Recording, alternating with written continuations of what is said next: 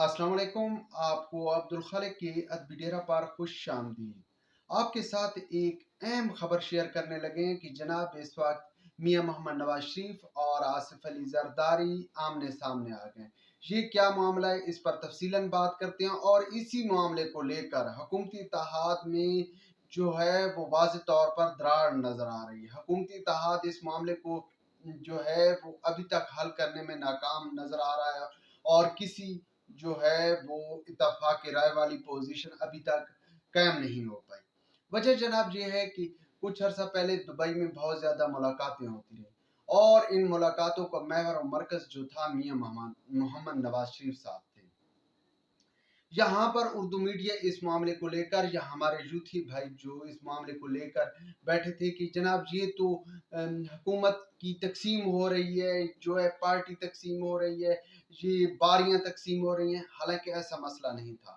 सबसे पहली बात तो ये थी कि मियां मोहम्मद नवाज शरीफ की दुबई में मौजूदगी जो थी वो IMF के लिए ज़रूरी थी। मियां मोहम्मद नवाज शरीफ दुबई में बैठकर IMF के मामलात पर या IMF पर असरअंदाज हो रहा था, चूंकि शरीफ फैमिली के जो हैं वो शेखों के साथ, अरबी शेखों के साथ, दुबई के शेखों के साथ या सऊदी जो शेख हैं उनके साथ बड़े अच्छे मरासिम हैं। और ये मरासिम जनाब जो मियां मोहम्मद नवाज शरीफ साहब के बहुत पुराने अरसे से चले आ रहे हैं।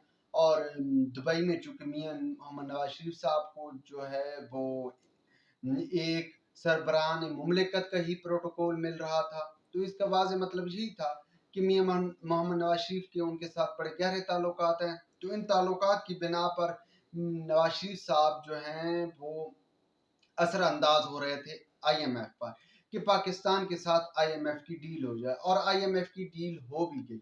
लेकिन एक और अहम बात भी वहां पर डिस्कस हो रही थी। वो जनाब ये बात जो मौजू सुखन थी या को मौजू बनाया गया था वो जनाब ये था कि पाकिस्तान में जब ये जो मौजूदा हुकूमती सेटअप है ये ऐनी मुद्दत पूरी करके घर जाएगा तो निगरान सेटअप के लिए कौन वजीर आजम होगा। निगरान सेटअप जब मुल्क को चलाने के लिए किस को जो है वजीर आजम लगाया जाना चाहिए। इस हवाले से काफी ज्यादा चहम गोइयां होती रही और वो तमाम लोग जो कि जो है वो न्यूट्रल होकर एनालिसिस कर रहे हैं तो वो मुख्तलिफ नाम दे रहे थे कि जनाब ये मामला जो है फलां का नाम आया है, फलां का नाम आया। तो भाई इस मामले पर लेकर जो है बहुत सी चहमगोइयां हुई, बहुत से नाम सामने आए, लेकिन सच ये है कि किसी एक नाम पर इतफाक नहीं हो सका, ना ही नवाज शरीफ और ना ही जरदारी के दरमियान, और ये मामला शिद्दत इख्तियार कर गया। इसके बाद नवाज शरीफ साहब जो है सऊदी अरब आए और सऊदी अरब के ज़रिए जो है वो कोशिश की कि किसी तरीके ये मामला हल कराएं ताकि जो उनकी पसंद का वज़ीर आज़म, निगरान सेटअप का वज़ीर आज़म उनकी पसंद का हो। और इस हवाले से जो है मुख्तलिफ लोगों की राय है कि मियां आमिर महमूद साहब जो हैं उनका नाम जो है फाइनल किया गया है कि उनको निगरान सेटअप का वज़ीर आज़म लगाया जाए। और इस हवाले से अभी तक ये जो है मामला ज़ेरे गौर है। दोनों फरीकैन के दरमियान मामला हल तलब है, इस पर जो है वो इतफाक नहीं हो पाया।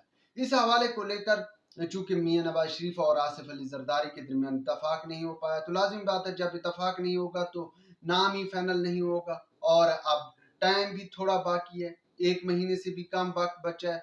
तो जनाब इस मामले को हल करने के लिए आसिफ अली जरदारी जो है कुछ दिन तक लाहौर में लैंड कर रहे हैं और लाहौर में हो सकता है ये मुख्तलिफ लोगों के साथ मुलाकात या चौधरी शुजा या और इत्तेहादियों के साथ मुलाकात करके कोशिश करेंगे कि किसी न किसी तरीके जिस तरह उन्होंने पंजाब में अपने बंदा लगाए, ये जो मोहसिन नकवी साहब हैं ये ज़्यादा जो हैं सरदारी साहब के करीब हैं, तो इसी तरह यही राय कायम की जा रही है कि वो जो है विफाक में भी अपने निगरान सेटअप अपनी मर्जी का लेकर आएंगे, अपना ही बंदा लेकर आएंगे और इस हवाले से वो लाहौर में डेरे डाल रहे हैं।